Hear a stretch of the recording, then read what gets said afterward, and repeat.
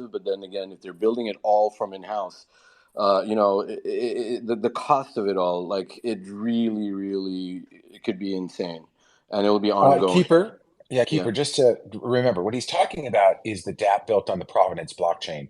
So yeah. just understand this shouldn't be outrageously expensive because it's like Oh, building a dApp on EVM. no, he's So talking about like a full-on app as well. So that will include a web and a mobile app as well, but for the right. marketplace. What I'm saying is those APIs, I mean those kits, I mean the SDKs, those already exist for the Provenance blockchain. So what he was talking about is like the Celsius dApp on Provenance, which will reflect the tokens that you can sell and your wallet.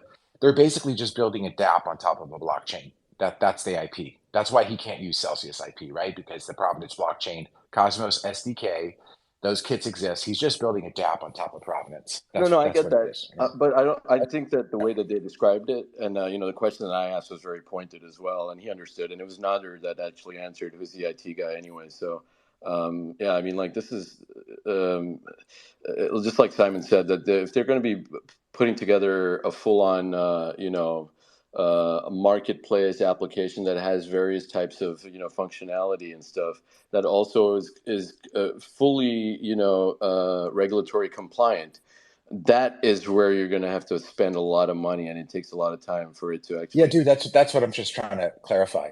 That exists. The back end of that, they're a fintech, right? So the back end of that already exists. So the dApps that he's describing already exist. It's just like I said, they're building the back end for all that. It's already regulatory compliant. They're already selling assets. It's like I No, no, said, no. I've This already is downloaded something them apps. different, Michael, because he said that the IP that they're going to be building using our funds. Now they already have some, developers and stuff that are working with Figure, and they're doing some work. But then again, for our purposes, they're going to have to do an entire build, and that will be separate from this. So that's a different thing altogether. And he Oh, didn't. you mean the inside company tech, Correct. not Yeah. not the retail tech, not the dApp. You're Yes. talking about Yes. the Correct. inside IP. Exactly. Got it. All right, Yes. I understand. Right. Yeah, the real value in this is that the Nuco ends up owning an ATS, a platform, a staking platform, and kind of what Celsius originally tried to do, but the tech it all in compliant with SEC rules. And how valuable would you estimate that, right? Like, I mean, since you are a proprietor, you own one, right? So, like, if you were ever in a situation that things went kaput, right? Then obviously, what happens to the IP since we can't use it as individuals, and that IP will be ours. It will be a decision that needs to be made. I'm not sure how that would work, but what in your mind would Uh, be the kind of value on that particular piece of IP? Well, I mean, in a sense, they're kind of too ambitious because they're doing too much. Like they want to build a staking business in its own. They talked about Figment, not Figure. Figment is a multi-billion-dollar company. And GK8, for example, that if that became Fireblocks, that's a multi-billion-dollar company in itself. If you build Securitize, that's headed towards unicorn status. So that if all of that ends up in the Nuco and there's a good board and it all gets executed and there's one of the largest mining operations, like my fear is that there's just too much there. It's like I think so so much too. to achieve. And there's too many avenues for like wasting money, and it always happens that way, man. Yeah, Nothing ever fucking gets completed in time. They always go over budget, and putting it together. but yeah, the value of Bank to the Future was how we used the technology to accumulate assets. Yeah, but So yours is very we ended up simple. with shares in all of the major companies because we raise finance and then we custody those assets and we earn enough dollars. So we earned Bitcoin fees and ETH fees, and then we never had to sell any of them because we earned enough dollars because we kept our costs low. Right. And then we would Yeah. end up custodying the shares. And we didn't charge any custody fees. But when those companies exit, so when Coinbase went from 20 million to 100 billion, then we would receive an exit fee, and then when Bitfinex like started paying out hundreds of millions in dividends, we receive a dividend fee, and so we end up like one of the most diversified funds in the industry in a very strange kind of way through a Mm. fintech. That was the value. The actual technology in itself, well, I mean, it's 10 years of building, and the three key things are the financial systems is very complicated.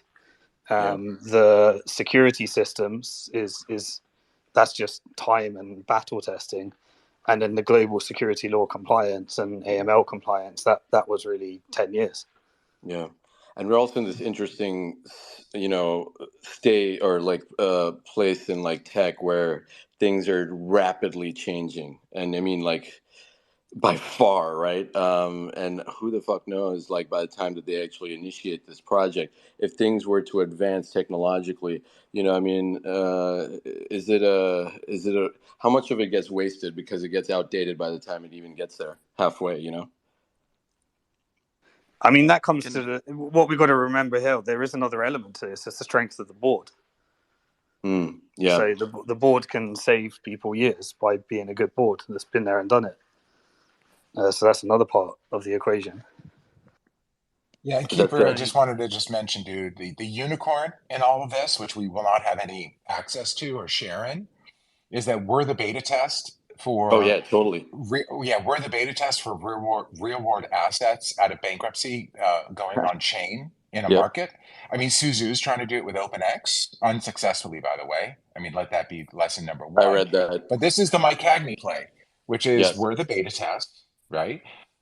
Out of bankruptcy on chain selling selling liquidated selling assets, real world assets on chain, right? That's the goal here at Provenance Blockchain. We're the beta test, but 6 months from now there's going to be what, hundreds of billions of dollars of real estate that's about to go belly up. Yeah. Credit, Commercial. loans, mortgages, everything Yep. is going to, and what he wants to do, use us as the test case. And then imagine the amount of bankruptcies that are going to happen next year when all of these commercial loans go belly up, all the commercial real estate in New York and San Francisco belly up. They'll all Yep. be bankrupt. He wants to wrap it on chain and sell it, right? Because that's what he's already doing with all of his loan, with all of the loans that he's selling on chain already on Provenance. So that's the unicorn, and Yeah. that's what all these distressed asset people are really about, Oh, right? absolutely. Is And converting trillions of dollars of bankrupt and risk assets on chain, and that's the future. But again, we don't share in that. We're the beta test, but we don't get totally, access to dude. that unless They're Figure gives us some goddamn stock. Maybe yeah, right. maybe that's the Not play happening. for us to get that bid. Well, Maybe if there's another ATS is bid, a huge play yeah, right now. It's yeah. completely like we sold our ATS to Coinbase, and Coinbase now have what will be what they need for their Wells notice. Yeah. But that took us years to build that ATS and that broker dealer. Um, but if we could end up with the ATS within Nuco, then that's completely where US regulations is going right now. They want to say every crypto exchange has to be an ATS. Here's the Well, problem that Simon, I maybe have. the sweetener. Simon, maybe the sweetener to get the Nova Wolf deal, since if we have other bids, and they're really, and by the way, the tone of Nova Wolf today to me, their intro showed me they're scared of shit. I mean, I thought Yeah. the tone was they are scared of shit of the other bids. That's why they had this space. So, dude, maybe the sweetener will be to get Figure, stock and Figure, like get equity and Figure in this deal, because that's really the unicorn play here, right? Here's the Is Figure. problem that I have, right? Because look, when I looked at all their backgrounds, right, there was a term that they've used, and which was like very common amongst all of them, is that they were in the banking as a service tech, like fintech kind of building or service providing business, right? So if they already have an application as a software as a service type of setup or whatever, which is exactly what banking as a service is, right? Why isn't it already built? Why are we even why aren't we just operating off of their IP? Wouldn't that be a better partnership? Because basically, they're not going to charge it to us. We don't have to spend any time or money, and like potentially uh, a whole lot more regulatory risk if they've been doing this for a long time.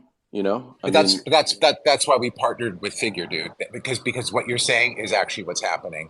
That's why they partnered with Figure and Provenance Blockchain, because the but then IP there's no already exists. ATS It's though, already because functional.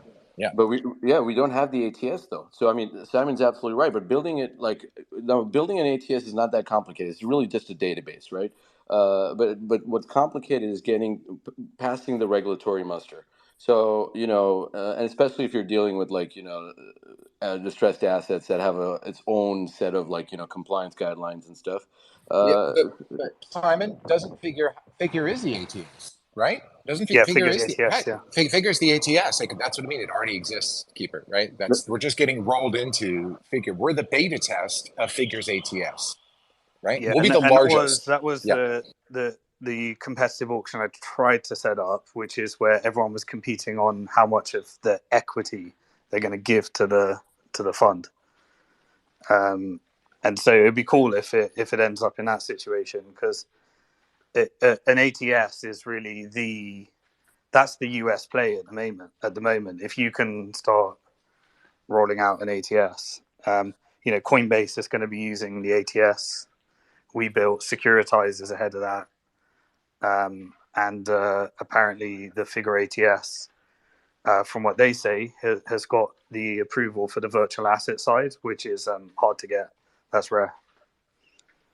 Can So I? then there should be a software license that we should get access to, and then we just pay them a fee for using it, right? Like a SaaS subscription model. That's it.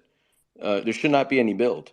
I mean, Cam, if you have any thoughts on it, there was another gentleman that actually spoke. So if you'd like to chime in. Yeah, I just wanted to get back to the worst case scenario, the rug pull. Um, so there is no way for the judge to say that they are forced to pay in kind for the asset, or they already rejected that last year. No, And then the second payment in part, kind is a reorg plan. okay, and then it's within the power of the judge to say no to all these extensions. And then if a better bid comes out next week, can the judge force Celsius to take it? Or they can find 1 billion ways to postpone and do the cycle play. So my understanding is the judge can remove exclusivity, and then anyone can submit a plan. So the competing bidders could submit a plan at that stage. I think it's highly unlikely to happen. But they Can would he they would need force to to make? put a full analysis of why this plan is the best plan. And Judge Glenn doesn't mess around, man. He asked the right question. And can he force it that the best plan has to be taken by a certain date? Because else they will, like you all guys, like you were saying, they will just keep postponing it. He did say he would do it. Yeah, Judge Glenn was it yesterday? No, 2 days Yeah. ago. He made it very clear. He knows the game. He said this Okay. you're not extending this shit out, even though I know you're going to love it. That's not going to happen. He said that was his words. And he's pushing everyone to deadlines. He literally just ruled on the bench for the class claim, which apparently is pretty unconventional. And he slapped everyone into that, and then he just said, "Give me that. Give me your schedule by, is it today or tomorrow? Hey. Today."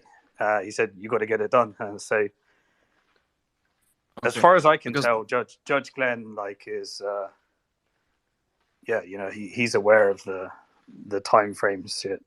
He okay, wants this done. that's good, because there was the next question I was going to ask, and I've been seeing that all throughout the Western world is at some point you're questioning what the role of a judge is, if they're just going to let everybody play the laws and come up with new things to get their ways. At some point, the judge has to say, well, this is the real goal and we have to move forward and this is the greater good, and then just get things done. But I'm happy to hear that this is one of those judges, because this is the only way you can prevent them from abusing the law and playing their game. So to get back to Jovi's point, we don't need a change in law and in structure. We just need a good judge that says, stop playing around, you're not abusing the system, this is going to happen.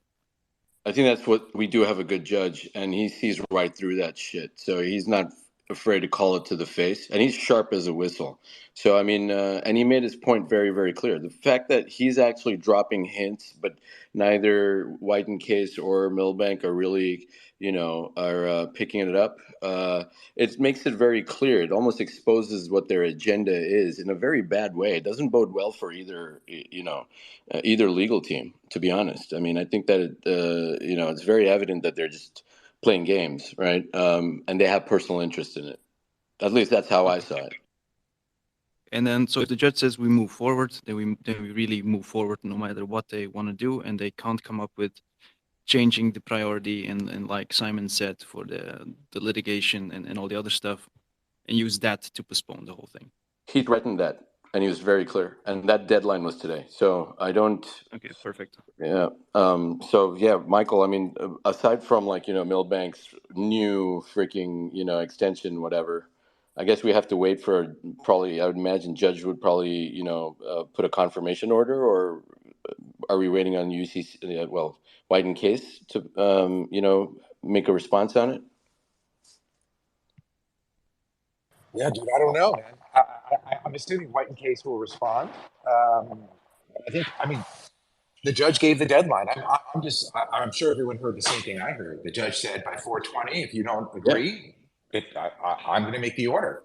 That's what I heard, right? I make the decision. So, yeah. Hey guys, I'm going to have to call it a night. I don't know if anyone else wants to start their own space. Yeah, I probably will. But yeah, hey man, thanks for having. I know it's late on your end. So thanks, Simon, could you Appreciate answer it. one quick question? Yeah. You said the word ATS a lot. In my industry, that's applicant tracking system. I don't understand. Can you explain what that is? Yeah. It's the So same in thing. HR world, an ATS is where you manage your recruitment. Correct. In securities world, which is my world, an ATS is a type of broker dealer that's been approved by the SEC. And so you have different types of broker dealers, which are normally like you are approved by FINRA and the SEC, but the SEC has a special type of so if you want to be an exchange, then you can be a full-blown national exchange, which is like the New York Stock Exchange and NASDAQ, which is a major responsibility, and there's all sorts of insider trading, all that stuff. But when we went through like Big Bang and the digital revolution in finance, they started to notice that there were all these different technology marketplaces and OTC desks, which they were building technology to put people together. And so they created a watered down version of a national exchange called an alternative trading system. And so it's an alternative to a national stock exchange. It's you can't actually display like an order book that can be spoofed and all of the much of the wash trading and market manipulation and all the things that you need to be regulated for if you are running a national exchange. An ATS is where you can just match people up through technology. And so obviously when blockchain came, we had permission to do that on a centralized database, but then the SEC said, but if you're doing it with virtual assets, then you need a special kind of permission. So if you've got an ATS that is approved for virtual assets, then that's exactly, Gensler just released guidance saying all crypto exchanges need to come into compliance with the ATS regulations. And so every crypto exchange is going to most likely need to be an ATS, or Congress are going to come in and overrule Gensler and set up a virtual asset service provider. So it's a bit political. But yeah, an ATS is an alternative trading system. It's a special type of broker dealer that can run a security token exchange if it's got the virtual asset permission. Thank you so much for explaining that. I think me and probably, I don't know, maybe a couple more people, that's very helpful. Everybody. And thank you for breaking that down. Hey, Amy, in simpler terms, right? It actually is a database, but then again, it's and Simon, correct me if I'm wrong. The way I understand it is also like basically it's a marketplace for buyers and sellers as well of various securities, I guess, to be able to buy and sell essentially, correct? Exactly. Yeah.